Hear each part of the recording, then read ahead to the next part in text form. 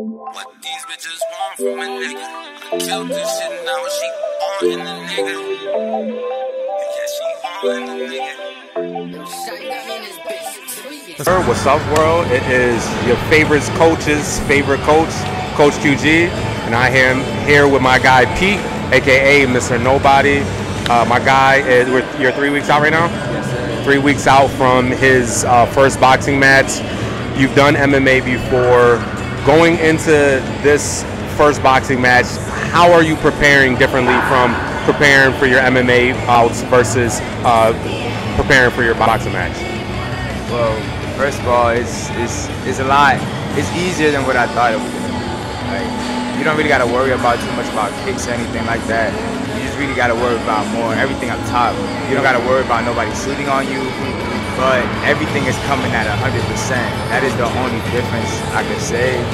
As far as the strikes from the hands? Yeah, from the hands. Everything is coming 100%.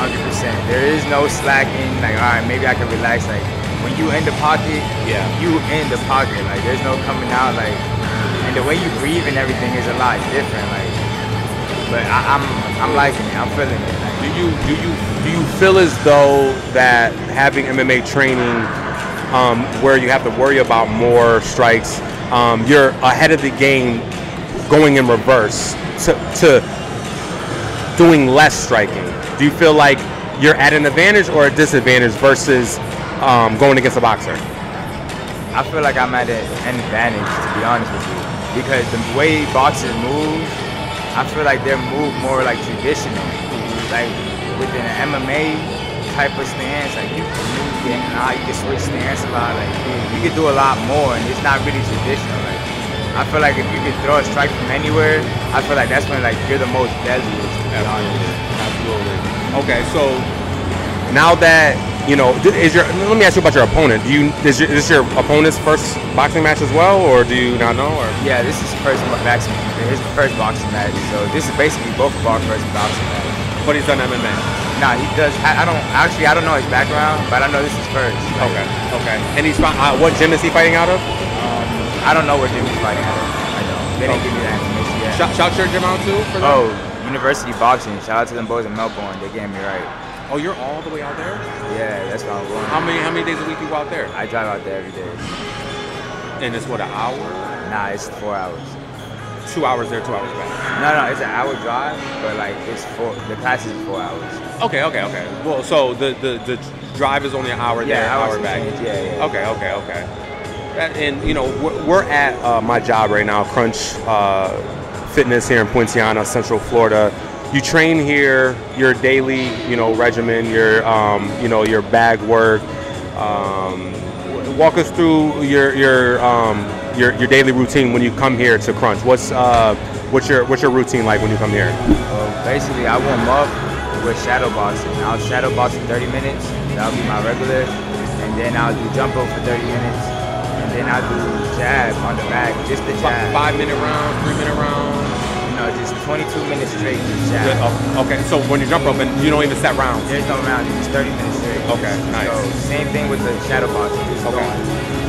The only thing I do set up like rounds for, it's the bag work. Okay. Like I'll do 20 minutes on the bag, just jab. Like I'll do jab up, jab down, jab with like a feint. Okay. Just trying to get used to throwing that jab, but that's the most important punch, that's the jab. Absolutely. And then I'll do another 20 minutes, and it'll be my 4 combinations. Like I'll do 4 punches and then move. 4 punches and move. While breathing, 4 punches and move. The last 20 minutes is basically me fighting. Like me, how would I fight? How would I approach the fight? Like how would I fight? Like I jab, okay, move, like okay, what can I do? Like I try to see the fight, but in the bags. Like I don't know if that makes sense. No, it does. And a lot of people who work on the bag, they don't see it punching back at them. But you got to kind of just have that imagination. It's like controlling the distance and like, you feel me? Like, exactly. Nobody gonna punch you back in a real fight. Exactly. Back, so you gotta move. So spiritually, now listen, for everybody out there, this is one of them brothers that I see here consistently here. He doesn't work with me one-on-one, but he's here consistently every day. And I just want to say from me to you is I love to see somebody who's take accountability for themselves here, got their routine with or without a coach. It does, you know, some people need that external motivation to like just to stay in the gym. Spiritually, mentally, how are you feeling on a day-to-day basis? How is boxing helping you mentally and spiritually outside of just preparing for a fight? Like, what else does this prepare you, and how does it make you feel on a daily? I'm gonna be real with y'all. I don't want to become like a preacher or anything like that, but it helped me get closer to God. Like, honestly, I started waking up with God, and like, you feel me, my day has gone better. Like, I'll have a bad moment, but I won't have a bad day. Like, you feel me? Like, I'll be mad for a quick second, and it's like, bro, I'm alive, my nigga. Like, it's people that can't do shit, it's people that's fucked up right now. It's like, I use fighting as a way of expression. Like, that's how I express myself. You feel me? Like, mentally and physically, I'll be going through a lot. That helps me get through the bullshit I'm going through, and it's like a whole nother world that I know. Like, on a daily, like, it's like, alright, I know I can put my energy towards this, and it's gonna be another day tomorrow. Like, you know what I mean? I'm just not gonna stay mad and be like, oh, fuck, man, the day's over with. Like, nah, it's just a bad moment. You feel me? Just go.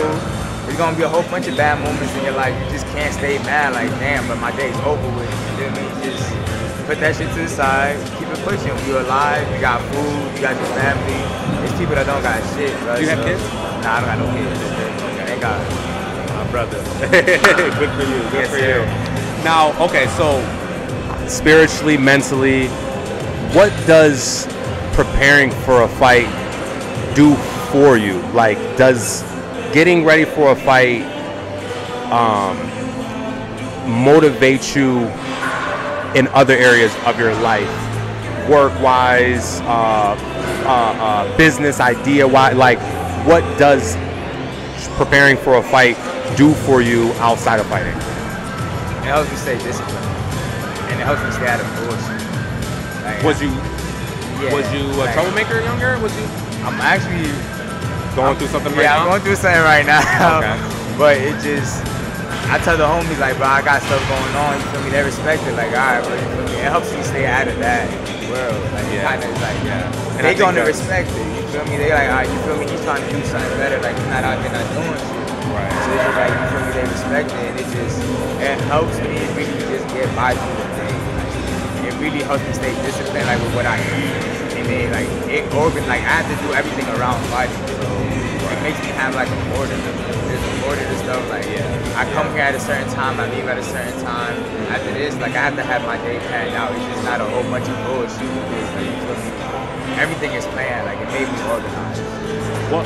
What introduced you to the sport in itself? Like, what got you wanting to actually compete? Because a lot of people train, but not everybody competes, and a lot of people who compete, you know, have different reasons. Like, what drove you towards competing? The bullshit I'm going through right now, I actually had a case going on in 2018, but I didn't start actually competing till last year. Last year was like my first time. Like, how long have you been training since 2018? Yeah, since 2018, I just really been hitting the bag, like not really training, but just working out.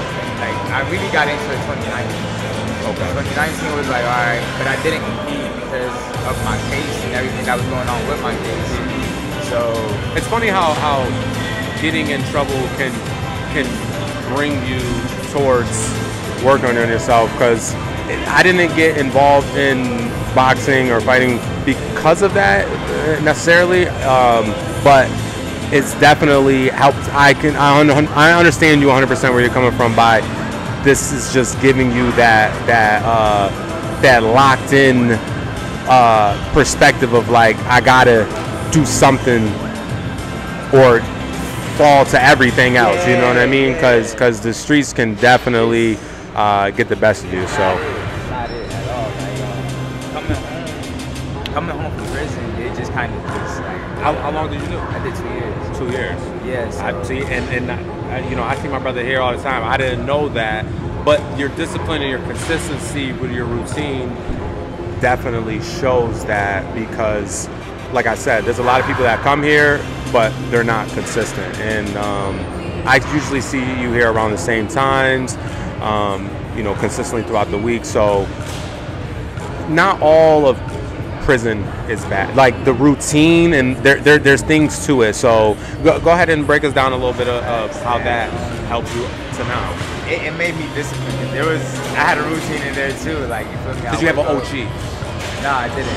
You didn't have nobody that you looked up to in there that was like guiding you through? I'm lying. There was one guy that I came out to the streets and he ended up being a fuck nigga, but I'm not gonna talk about that. But that was like one guy that kind of taught me like the way how everything kind of works in there. Like, you feel me? You gotta keep yourself clean. You feel me? Like, you gotta be clean. You gotta take showers and all that. Like, I'm not dirty. I was taking showers regardless. Right. But it's just the way of life in there is just different from the outside world. Like, it's not the same. You get institutionalized quick.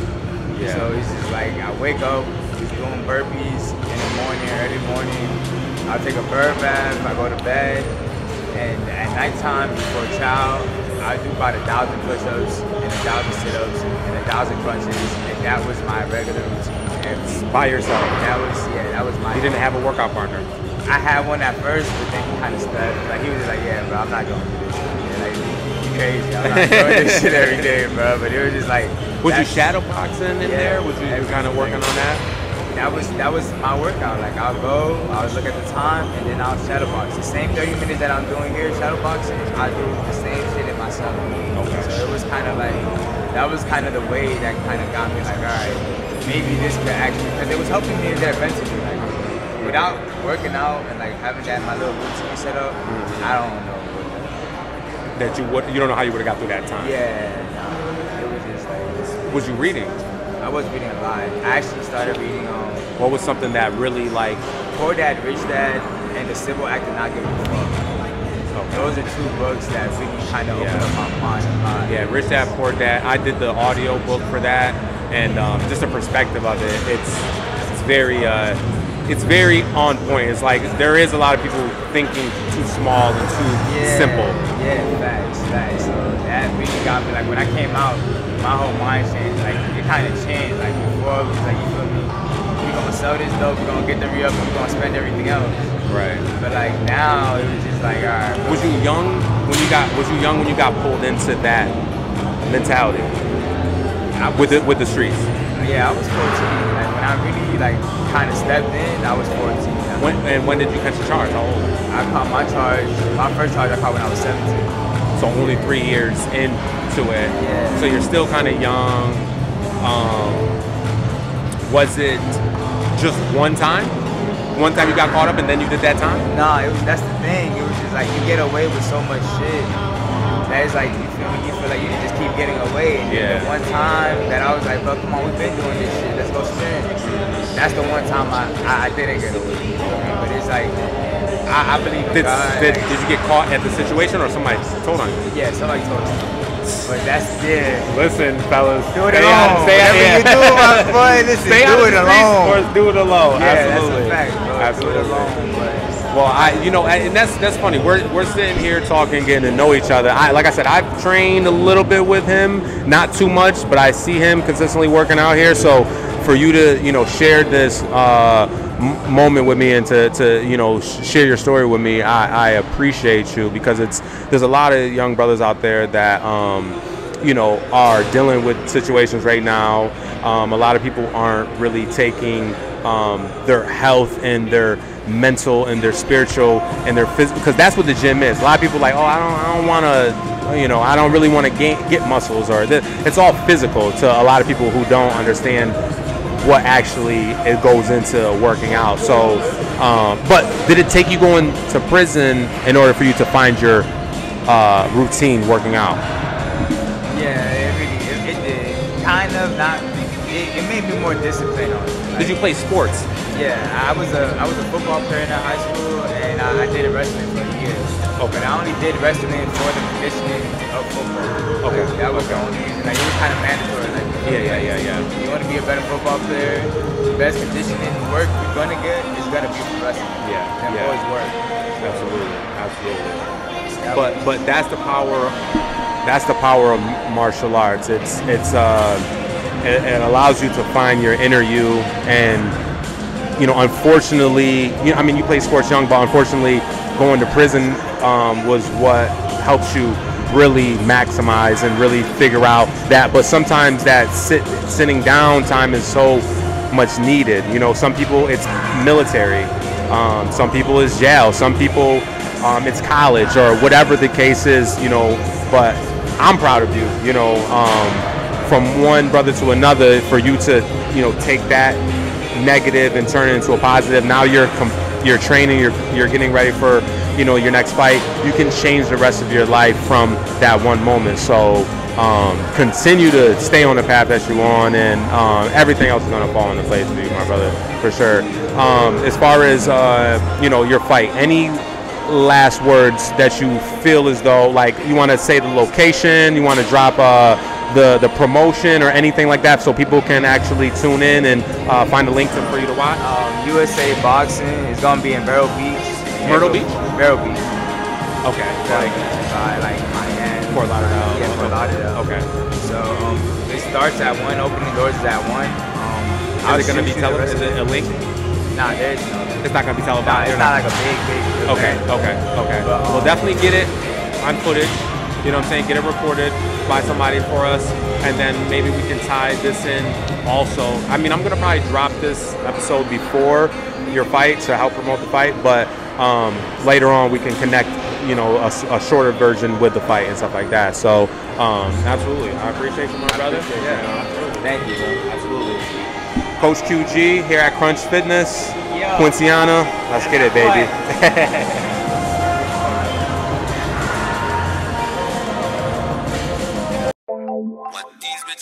From a nigga, I killed this shit, now she on in the nigga. Yeah, she on in the nigga.